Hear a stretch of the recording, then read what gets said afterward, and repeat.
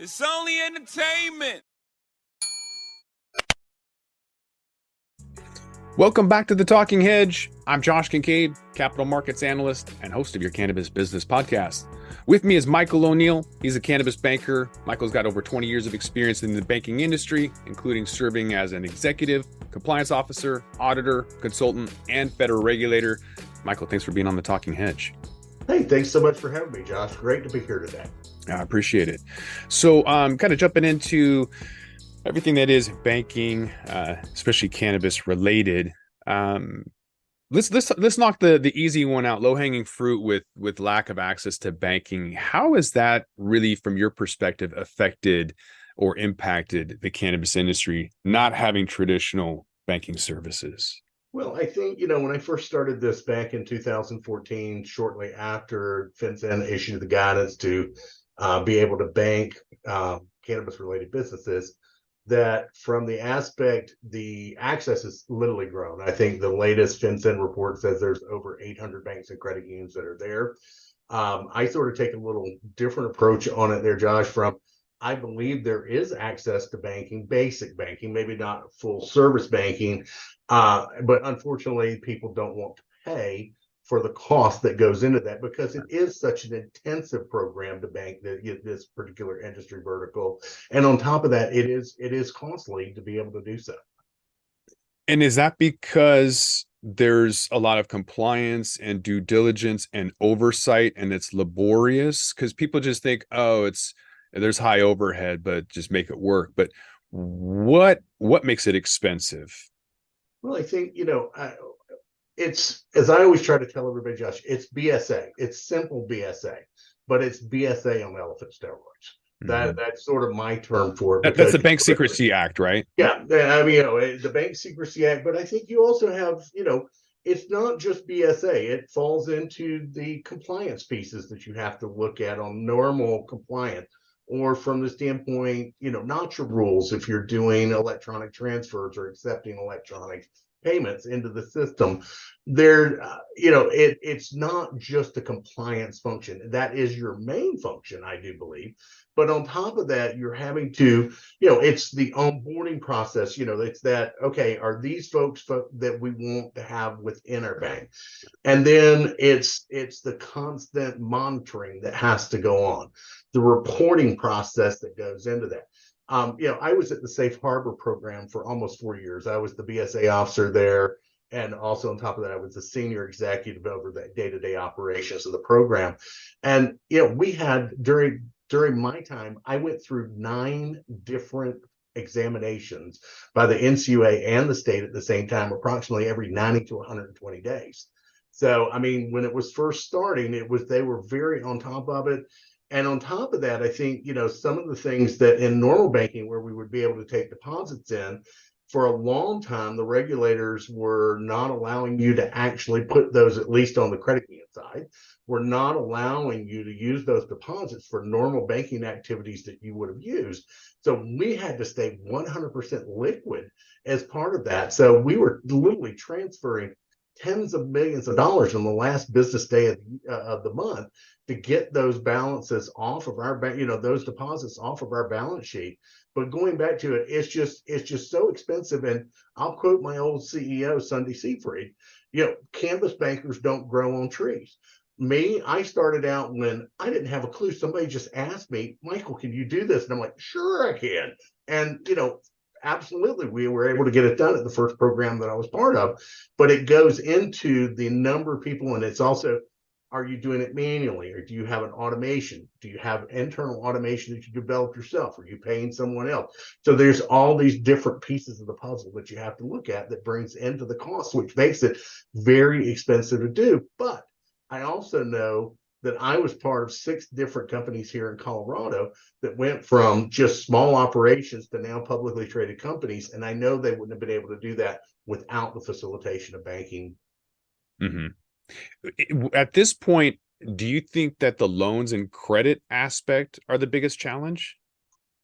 I think there's still some things that are coming up, because how should I say, I built a program here recently over the last couple of years, which I'm no longer part of at this point, for a bank out of the Midwest. and we were able to build a program that focused on lending first. And but it goes back to that true and tried commercial methodology that you're looking there. Are you cash flow positive? Are you making net income? Do you have do you have real estate to be able to pledge for that? And, but I believe that lending will come even more so, particularly if we get the Safer Bank Act that comes through, that will have a little bit more facilitation for that. But yes, I do believe that. But I also believe that one of the constraints in lending right now is there are so many people that, you've got a lot of loans that are coming due, whether they're private or, they're actually through a bank, that, and the industry is suffering from such a downturn in the sales and profitability that we're having, that's also leading into lenders not wanting to get involved, because where I think a lot of people, when it was early investments, a lot of private dollars that were going in, they were looking at it from, here's what our presumptions are, our performers are, when we're looking out into the future. And I don't think people are looking at that anymore. You have to be a company that's literally, you've got to be making a profit. You've got to have real estate to put up there for collateral. You've got to have the cash flow. You've got to have that debt servicing ratio that meets the criteria for so many banks that are now in that space. So I want to kind of transition to how to reduce some of the burden on everybody. Reduce the risk, reduce the hassle, reduce the fees, and wondering if technology is the solution to that. Artificial intelligence is out there. You got ChatGPT at your fingertips. I used it to come up with a couple of slogans that you probably don't want to use, but here they are. ChatGPT gave you a couple, banking slogans that said your financial partner in crime. It's supposed to be a joke. There's also it's true. growing green, banking green. Pretty cheesy. But so what role does artificial intelligence and technology play in enhancing maybe the efficiency or security or risk or otherwise? Where does technology play, and how is artificial intelligence going to shape the future of cannabis banking?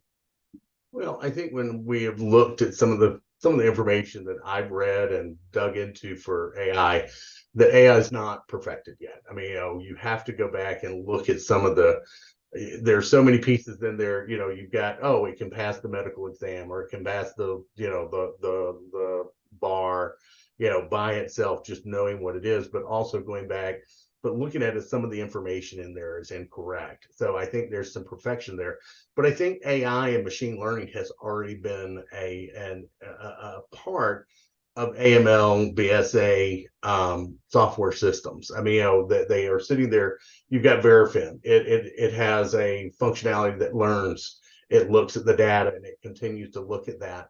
I think that, yes, definitely, software, technology is going to be bringing the price point down, because you don't have to do it manually. So therefore you can handle more accounts per banker versus a smaller number in a banker's portfolio if you were doing it manually and those sort of things. But I think, the bottom line is that technology is always going to be the riser when we look at economics. I mean, any technological innovation is going to improve the economics that you're going to have.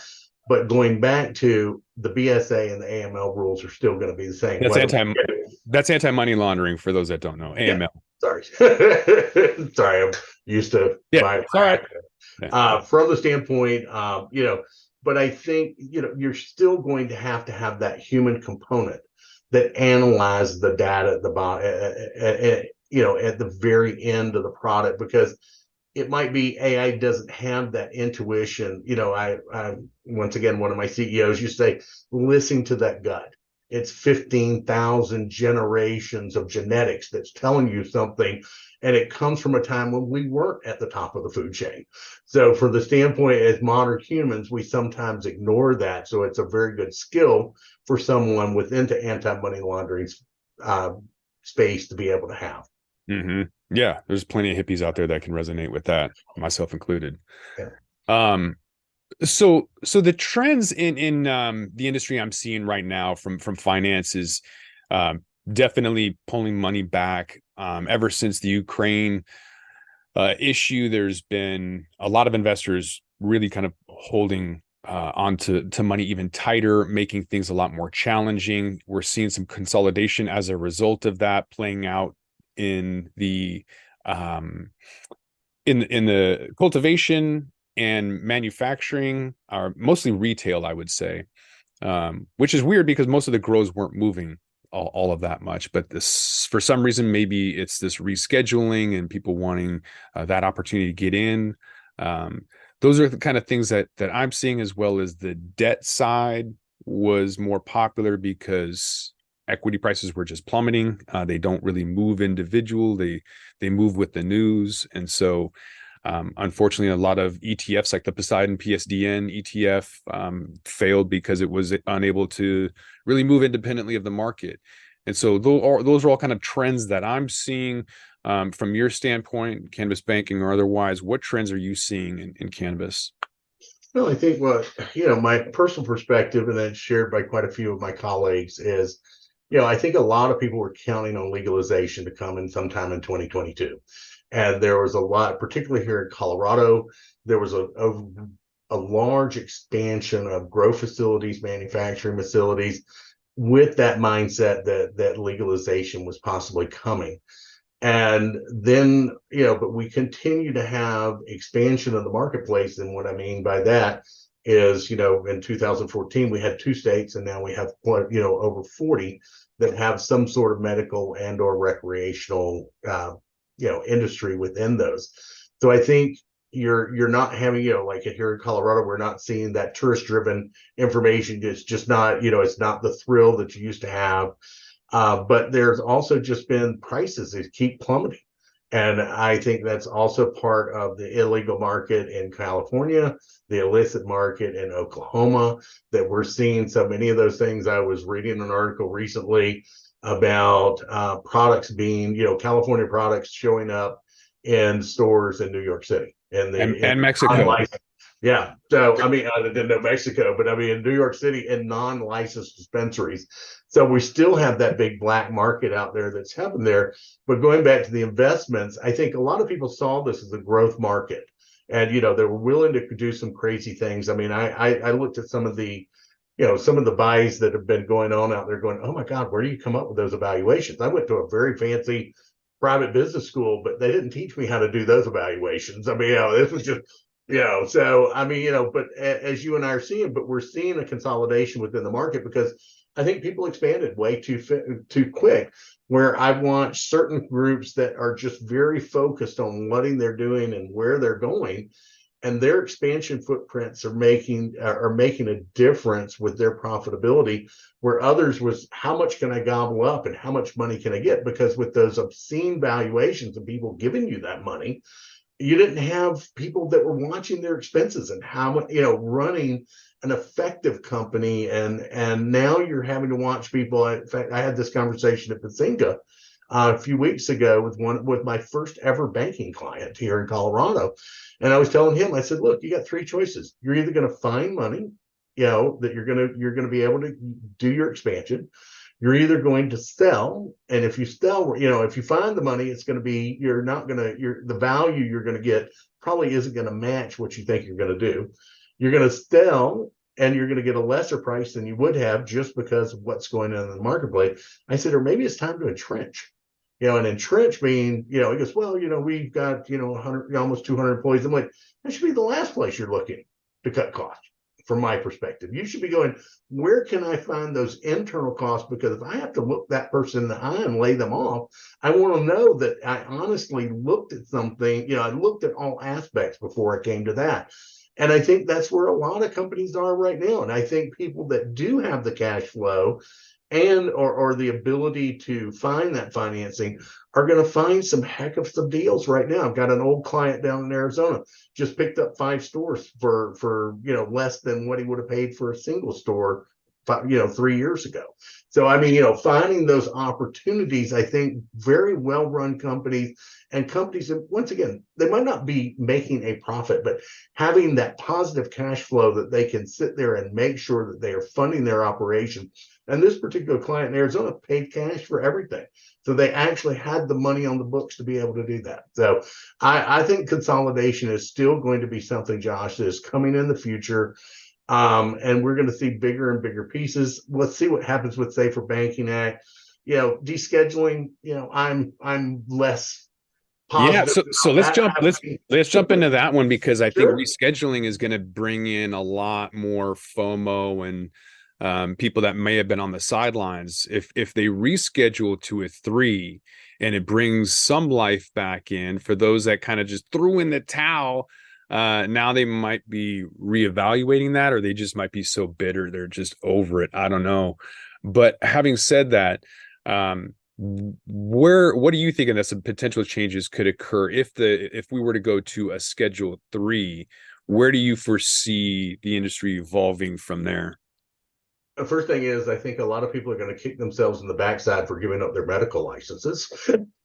How's that? Mm, Because all of a sudden, we talk about Schedule 3, that's still not available over the counter. Okay, so how do we get to the point dealing with the adult or recreational market? How will that actually affect that marketplace?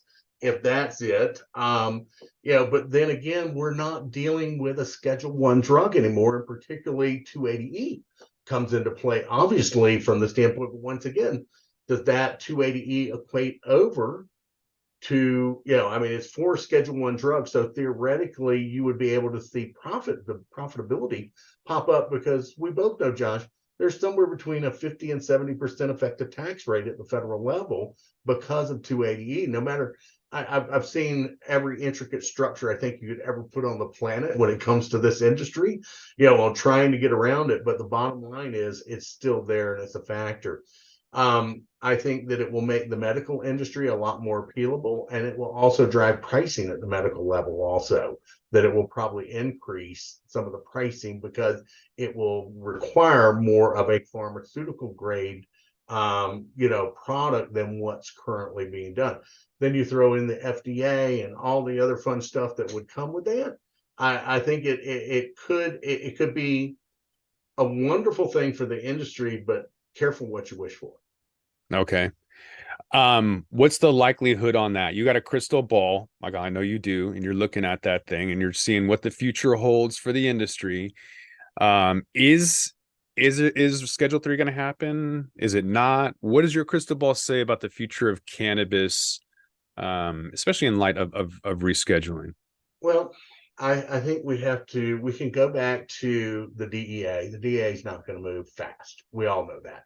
And I think we can use a hypothesis or a premise of how slow they were to accept applications to get medical grade cannabis from somewhere besides Ole Miss.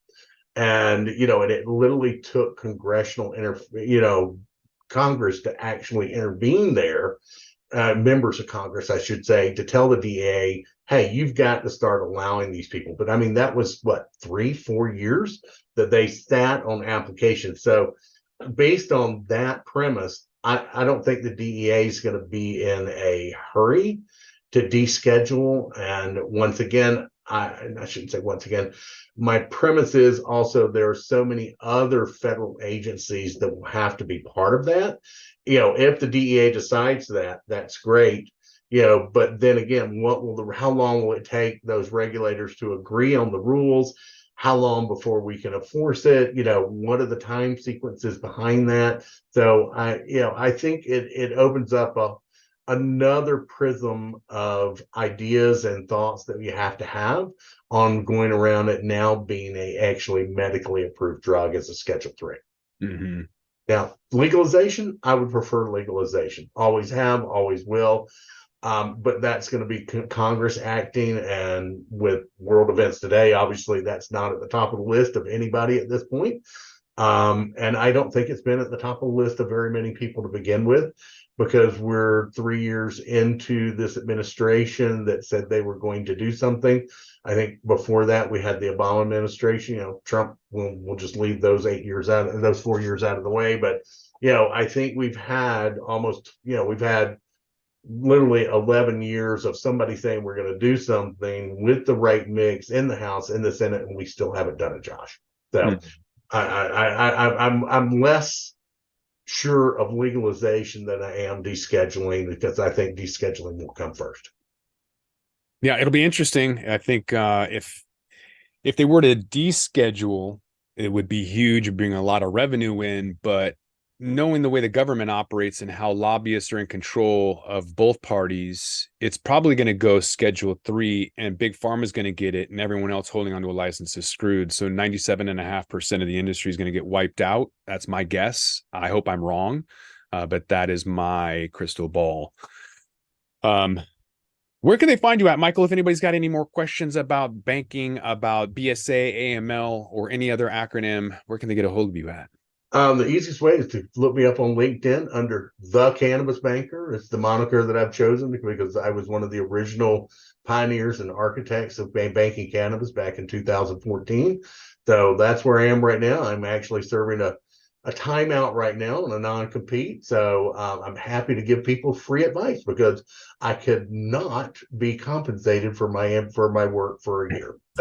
So there you go. There's a free way. I'm willing to do everything for free at this point. So well, I will definitely put your information in the show notes if anyone wants to get a hold of Michael. In the meantime, while it's free, take it while it lasts. But with that, I think we're gonna have to roll this one up. So again, I want to thank my guest, Michael O'Neill, the Cannabis Banker.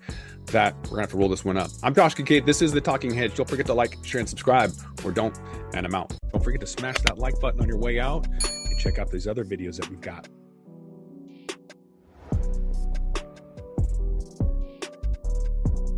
Thanks for listening to today's show. To check out more great cannabis podcasts, go to podconnects.com.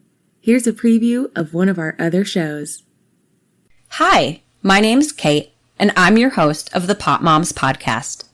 I started the Pop Moms Podcast, because I wanted to end the stigma against using cannabis, specifically with moms, but also anyone who chooses to consume. I strive for a balance of humor and education, along with some pretty rad guests, to help combat social biases that come with consuming cannabis. Kids are hard. Join me for regular podcast episodes packed with parenting hacks, real-life stories, and of course, my favorite cannabis products. The days are long, but the years are short. So roll another J and take a deep breath. Keep blazing and stay amazing.